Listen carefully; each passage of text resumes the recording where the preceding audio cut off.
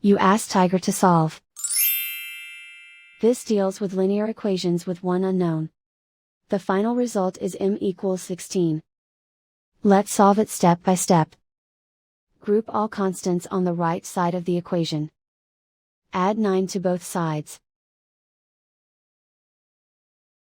Simplify the arithmetic.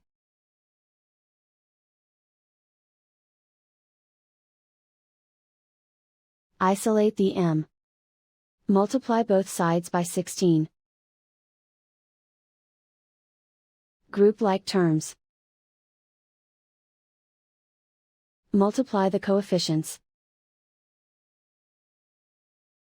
Simplify the fraction.